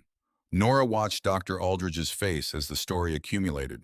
The diner, the bill, the phone calls, the staging lot at Route 9, the morning formation, Darius in the east door, Seth, Terrell Wade, and the handcuffs, and watched the superintendent's expression move through several distinct phases of reception before settling into something that was not quite any of the things Nora would have predicted. When Greer finished, Dr. Aldridge looked at Nora for a long moment. "You're the one who paid for his meal," she said. "I didn't know who he was," Nora said. "I want to be clear about that. I wasn't making a strategic decision." "I know that." Dr. Aldridge's voice had lost some of its administrative precision. She looked toward Boone, who was standing a few feet away with his arms crossed, making no effort to insert himself into the conversation, but making equally no effort to be anywhere else. "Miss Callahan, I have read your emails, all 9 of them." Nora went still. "I want you to know that." The superintendent said it with the directness of someone who had decided in the past 20 minutes that directness was the only appropriate register for this conversation. "I read every one. I sat in 3 separate budget meetings this year, where security funding for Roosevelt was cut because the district was managing shortfalls in 8 different schools at once, and I went back to my office afterward, and I did not have an answer for you." She paused. "Apparently the situation found one without me." She turned to Boone and extended her hand. He shook it. "Mr. Mercer, Dr. Aldridge, I'm going to say something directly because I think you're someone who prefers that." "I am. I cannot officially sanction an unsanctioned group operating in proximity to a school. There are liability concerns, legal concerns, and concerns about precedent that are legitimate regardless of what happened here this morning." "I understand that," Boone said. He pulled the folded schedule from his vest, the copy he had kept, its twin already in Nora's pocket, and held it out. "We won't set foot on school property, public sidewalks, public streets, nothing that creates a legal exposure for the district. You want to have your lawyers review what constitutes public right-of-way in this county? Go ahead, I'll wait." Dr. Aldridge looked at the schedule, looked at him. "I have a feeling," she said slowly, "that disputing this with you would be a losing proposition." "You'd be right." She was quiet for a moment. Then, "The district will note with appreciation the community's increased attention to neighborhood safety in this area." She said it with the careful neutrality of someone placing something precisely between what could be acknowledged and what couldn't. "Off the record, Mr. Mercer." "Thank you. On the record, I said none of that." Boone held her gaze. "Understood." The morning moved through its stages the way mornings do after large events. The settling of logistics, the taking of statements, the gradual normalization of a scene that had been anything but. Officers finished their work and began the process of releasing the perimeter. News cameras that had gathered at the block's edge got their footage of the bike formation and the school and the arrested man going into the patrol car and would tell the story in the only frame available to them, which would be incomplete and would not capture what actually happened here. But that was the nature of frames. The lockdown lifted at 9:40. Nora heard it go out over the intercom from where she was standing on the front steps. Principal Greer's voice, steadier now, informing students and staff that the situation had been resolved and that regular instruction would resume for the remainder of the morning. There would be counselors available. There would be a school-wide meeting the following morning. She heard the building rain hail, the sound of a school returning to itself. Lockers, movement, voices, the entire living noise of 1,200 people resuming the ordinary business of a day, came through the doors and windows in a wave, and she stood outside it for a moment and just listened to it. The ordinary sounds of a building that had been frightened and was now incrementally becoming something else. Boone appeared at her shoulder. She didn't hear him coming, which she was beginning to understand was simply how he moved. Not stealthily, but with a quietness that was the natural byproduct of a man who had been paying attention to his surroundings for a very long time. They stood side by side on the front steps for a moment without speaking. Then he reached into his vest. The envelope was thick, worn at the corners in a way that told her it had passed through multiple sets of hands before arriving here. He held it out. She took it with the careful grip of someone who could feel the weight of it before she understood the weight of it. She opened the flap. Her hand stopped. She looked up at him. $42,000, he said. From 4 chapters. Every brother who rode out this morning contributed, and the ones who couldn't ride contributed from where they were. He looked at the envelope rather than at her. It's for the school. Not for you personally, though God knows you've earned something personally, and we can discuss that separately if you're willing. But the club voted we want it going toward whatever this building actually needs. Security cameras, a funded security position, after-school programs, whatever keeps another Seth Briggs from ending up alone in a hallway with nobody standing behind him. Nora looked at the money in her hands. $42,000. She knew what $42,000 meant for Roosevelt High. She had spent 6 years knowing exactly what the gap between what this school had and what it needed looked like, had cataloged it in 9 emails and 100 conversations, and the daily arithmetic of trying to protect 1,200 children on a budget built for 800. She felt the tears arrive before she had decided anything about them and did not fight them. She opened her mouth and found for a moment that language had entirely abandoned her. "Boone," she said finally, "I don't know what to say to this." "Then don't say anything. Use it." She folded the envelope closed with both hands, the way you close something you intend to keep. "Use it for the kids," he said. "That's the only payment I'm interested in." Greer had drifted close enough to have overheard, and she watched the number land on him the way the morning had been landing on him, in waves, each one recalibrating something further. He went pale, and then something else, something that moved toward the resolution of a man who had been making peace with inadequacy for too long, and was now being handed a reason to stop. With $42,000, Greer said, almost to himself, the math visible on his face. Security cameras at every entrance, a real security position, fully funded for a year, maybe more. The tutoring program that got cut last spring.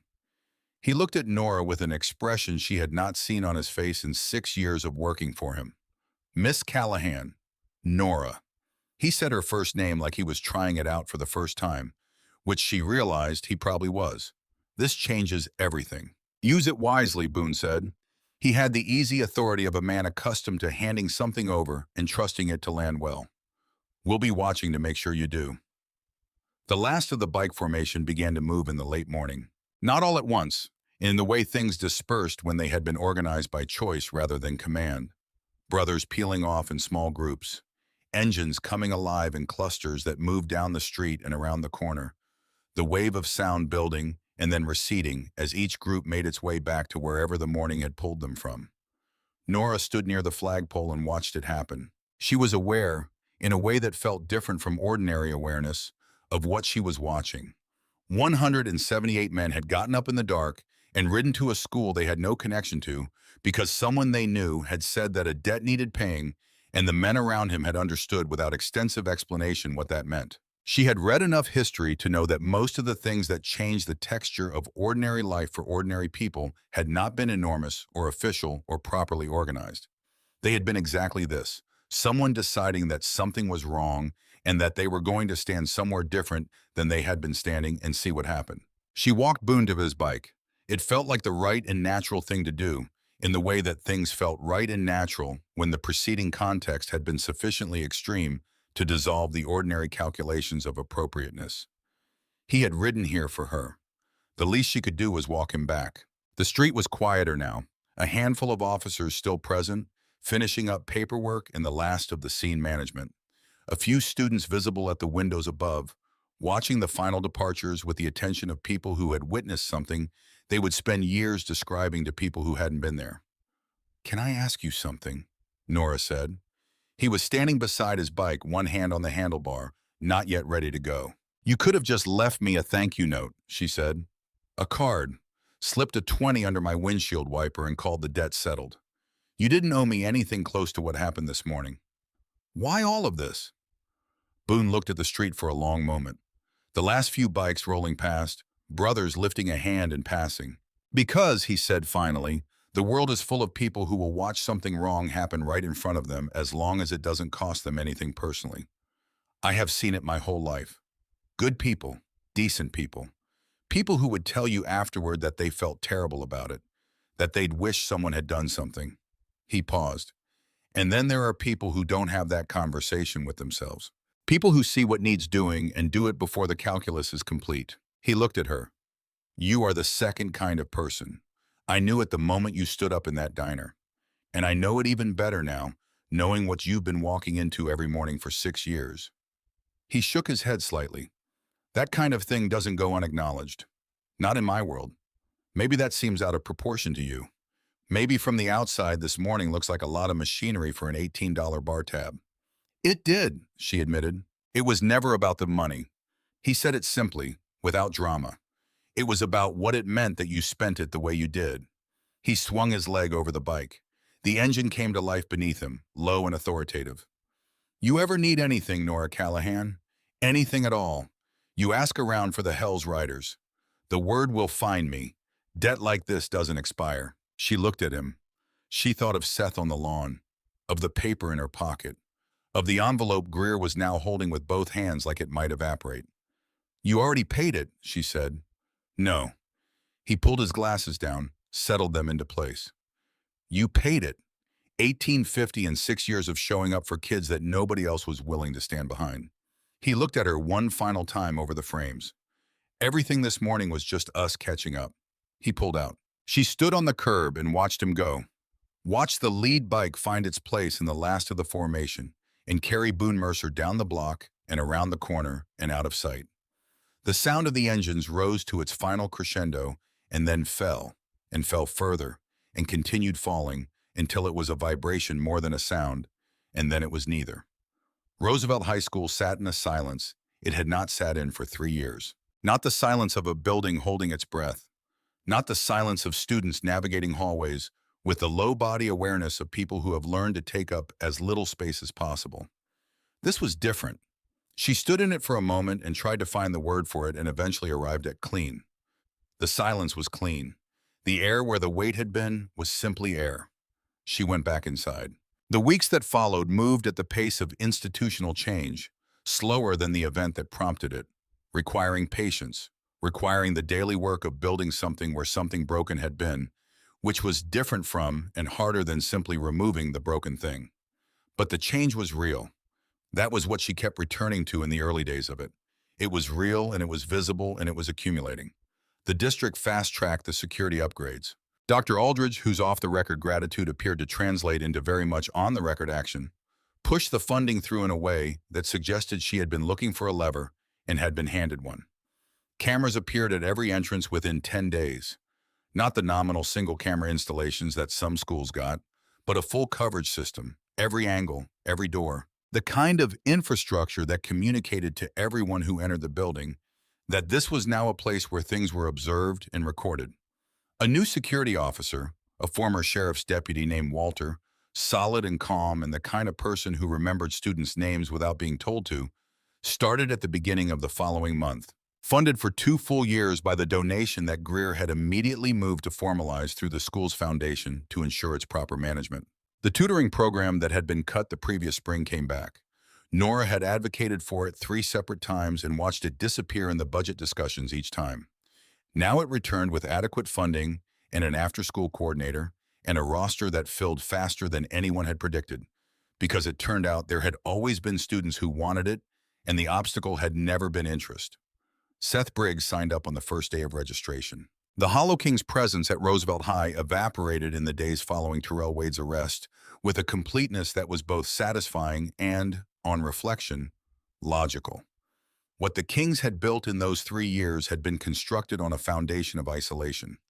The certainty that no external force would arrive, that the adults in the building either couldn't or wouldn't change the situation, that the only power that counted within those walls was the power they themselves represented. That foundation had been publicly, visibly, comprehensively removed. The remaining affiliates who tried to maintain a presence in the first week found themselves in a building that was no longer configured around their authority, and without the structure of fear that had supported it, the performance became unsustainable. They stopped coming. It was not dramatic. It was just cessation. The east hallway became a hallway again. The locker clusters that had functioned as territorial markers became lockers. The geometry of student movement that had organized itself around avoidance reorganized itself around convenience. The natural way that 1,500 people distributed themselves through a building when they were not being herded by invisible fences of fear. Reggie noticed it first. He mentioned it to Nora one morning at the metal detectors, 3 weeks after what the students had already started calling just that morning, as if there had been only one morning in the school's recent history that required no further specification. Quiet today, he said, and then caught himself, because that was what he said every morning. But this time she heard the difference in it. This time it was true. The watch rotation held. She did not see Boone again, but she saw the rotation. Individual bikes appearing on the public sidewalk outside the school in the morning, positioned with the visibility that communicated purpose without aggression. Not parked the way a person parks when they're going somewhere, but situated the way a presence situates itself, facing the building, present. Different brothers on different days, faces she didn't know, names she didn't have, the anonymity of the rotation itself communicating something about its nature. This was not a personal favor. This was a structure. An organization had made a decision, and the decision was being implemented with the same consistency that the organization applied to everything it decided. The students noticed. Of course they did. Students noticed everything. But the noticing was different from what she would have predicted. Not frightening, not destabilizing, but something closer to the way you notice a guardrail on a road you've driven without one. Not dramatic, just present. The comfort of a structure that is doing its job quietly. Seth Briggs walked differently. That was the thing Nora kept coming back to in the weeks that followed. The small, specific, observable change that contained within it the proof that something real had shifted. Not dramatically differently, not the overnight transformation of a movie moment, the before and after cut that compresses months into a single meaningful glance. Real change in real people was smaller and more durable than that. It was the way his shoulders sat higher, the default position of his body in the hallways, no longer the compression of someone who had learned that smaller was safer. It was the hand going up in class, tentatively at first, then with more confidence as the confidence proved warranted. It was the afternoon she saw him in the hallway explaining something to a younger student with the ease of someone who had recently remembered what it felt like to know things worth sharing. I got an A on my history paper, he told her one afternoon in early November, appearing at her classroom door with the pride of someone who had produced something real. I saw, she said. Your thesis was strong. I had help. He leaned against the doorframe. And also, he paused, assembling the sentence. I'm not scared walking home anymore. My mom says that's because of you, because of what you did. Nora felt the familiar, complicated ache. It wasn't just me, Seth. I know, but you were there first. He looked at her with the directness that 15-year-olds sometimes managed when they had something true to say and had decided to say it clearly. I wouldn't have been brave enough to say what I said without knowing somebody was already standing there. She didn't have a response to that. She nodded, and he nodded back, and he went to his next class with his backpack on both shoulders instead of one, which was a small thing and not a small thing. Greer changed. Not immediately and not completely, and not without the occasional backslide into the habits that 6 years of managed inadequacy had built in him. But the change was real. The man who had told her 36 times that her concerns were above his pay grade became, in the months that followed, the school's loudest internal advocate for resources. He wrote to the district. He attended board meetings. He cited the events of that Tuesday morning not as an embarrassment to be managed, but as evidence that intervention worked when people actually committed to it. And he pushed for commitments with a persistence that surprised her, and that she suspected surprised him too. I should have listened to you years ago, he told her one evening in late October, both of them staying late with the endless accumulation of administrative work that lived at the edges of teaching. I let the budget excuse become a wall I hid behind instead of something I actually fought against. You're fighting now, she said. That matters. It shouldn't have taken what it took to make me do it. No, she said, it shouldn't have. She looked at her papers. But it did, and the kids are safer for it. I'll take the win. He was quiet for a moment. For what it's worth, he said, I'm glad you were here. This school, the specific school, that it was you. She didn't know what to say to that either, so she said, "Go home, Greer. It's almost 8." He almost smiled. It was the most human she had ever seen him. 3 months after that Tuesday morning, a prospect she didn't recognize appeared at the school gate just before the first bell. Young, maybe 20, patches still stiff on his vest, the newness of the role visible in the careful way he carried himself. He asked for her by name. When she came to the gate, he handed her a small envelope without explanation, nodded once with a solemnity that was somewhere between respectful and touching, and walked back to a bike she hadn't seen arrive. She held the envelope for a moment before opening it. Inside was a photograph, black and white, printed on regular paper, the kind of print you made when you were preserving something rather than displaying it. The image showed Boone, younger, late 30s maybe, the beard darker, the lines of his face carrying less weight, standing beside a boy of about 14 in a school sweatshirt. The boy was slight, not unlike Seth, she thought, in the way slight boys that age held themselves, the energy of someone who had not yet learned how to exist in a body that the world kept trying to make claims on. She turned the photograph over. On the back, in handwriting that was deliberate and careful, and had clearly been composed rather than dashed off. His name was Cole, my brother's son. 20 years ago, a gang in his school did to him what Terrell Wade's people did to Seth Briggs. No one showed up. Not the school, not the police, not the adults who were supposed to be the wall. I didn't know until too late, and I have carried that for 20 years. Cole is a grown man now. He carries it too, in ways he will never fully set down. You showed up for Seth in a way that nobody showed up for Cole. That is why everything that followed was possible. That is the whole reason. Debts paid. Watch never stops. Boone. Nora stood at the gate in the early morning light and read the note twice. She thought about Cole, whom she had never met and would probably never meet. A 14-year-old boy in a school hallway 20 years ago, in a building that had failed to be the wall between him and the thing that came for him. She thought about what it meant to carry something like that through 2 decades of living.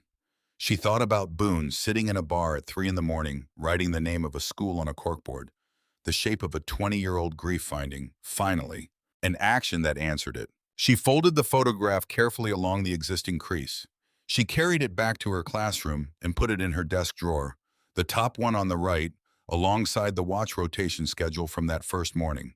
The paper worn soft now from handling, from the dozen times she had unfolded it to look at the names and refold it and return it to its place. 2 documents, the beginning of something and the accounting of it. That evening she graded papers at Pop's Diner. Corner booth, flickering bulb that still nobody had fixed. Coffee that Wanda brought without being asked and without charging for it. The stack of essays was on the Gilded Age this time. Railroad monopolies, the concentration of capital, the question of who the institutions of a society were actually built to serve. She was on essay 7 when she looked up without knowing why. Through the front window of Pop's, across the street, a single motorcycle was parked at the curb. The rider was sitting on it, helmet off, not looking at the diner. Looking up the block toward the school, 3 streets east, the direction of Roosevelt High. She watched for a moment. The rider didn't move. She went back to essay 7. Some mornings, arriving early in the staff lot before the sun had fully established itself over the east side of the city, she would see it, the single bike on the public sidewalk across from the main entrance, engine quiet, rider still, watching the building with the patient attention that the rotation had made ordinary. She never knew which brother it was on any given morning. She had stopped trying to learn the rotation's details, had accepted it instead as the presence it was. Consistent, quiet, doing its work without requiring acknowledgement. She thought sometimes about how to explain it, if someone asked. What would you say? There is an organization of men who rode through the dark because someone asked them to, because a debt needed paying, and who have continued to show up every morning since because the payment they made was not a transaction, but a commitment. And commitments in that world were not renegotiated when they became inconvenient. She didn't have a cleaner explanation than that. Roosevelt High became something she had stopped believing it could be. Not all at once and not without the daily labor of keeping it. Not without the occasional hard day that reminded her that buildings were made of the people inside them, and people were complicated, and the work of a school was never finished. But the texture of it changed. The way students moved through the hallways changed. The way teachers stayed late without the edge of awareness that had always been there before, the low-level monitoring of who else was in the building and where the exits were, that changed too. A building that had spent 3 years surviving began, quietly, to consider the possibility of something more. Nora kept teaching. She kept grading papers in the corner booth at Pops when the apartment felt too full of bills and too empty of everything else. She kept standing in hallway doorways when she heard something that needed addressing, kept crouching down to the eye level of frightened 15-year-olds, kept writing comments in the margins of essays that tried to tell the truth about what the student had gotten right before it said anything about what they hadn't. She did not think of what she had done in that diner as heroism. She had turned this over many times in the months that followed, trying to find the accurate description of it. And heroism was not it. Heroism implied a decision, a moment of choosing the harder thing in full knowledge of what the harder thing would cost. She had not made a decision.